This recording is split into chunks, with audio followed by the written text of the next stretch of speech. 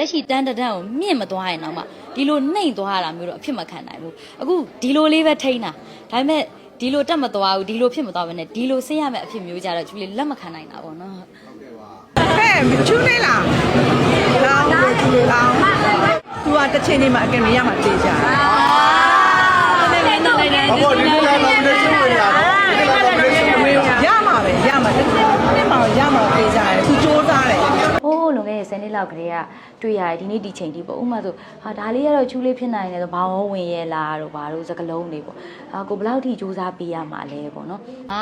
ပေါ့နော် credit နေက character တွေကဒီလိုစီထားတယ်ချူလေးတို့ရဲ့နာမည်အရင်းတွေကိုဒီလိုစီထားတယ်အဲ့ဒါဘယ်လိုဖြစ်တာလဲဆိုတော့လောနဲ့တင်လိုက်လို့တဲ့ညီမလေးဘက်ကလည်း confirm မဖြစ်သေးလို့အမပြောင်းပေးပါမယ်ဆိုပြီးမနဲ့ကြတော့ပြောင်းလိုက်တယ်ပြောင်းတော့ကိုလိုချင်တဲ့ပုံစံအတိုင်းဖြစ်သွားတယ်ကျေနပ်သွားတယ်လေအဲ့အခုကျတော့ကိုက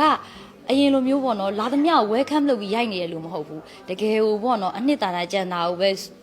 ဇိုင်းမမှတ်နဲ့ပဲနဲရင်နဲဝါပလေးစီပေါ့နော်ပြောရလို့ရှိရင် quantity ကိုစိတ်ဝင်စားတော့ quality ကိုထိမ့်မယ်ဆိုတော့နာမည်လေးတစ်ခုကိုထိမ့်ချင်တဲ့စိတ်လေးနဲ့ပဲ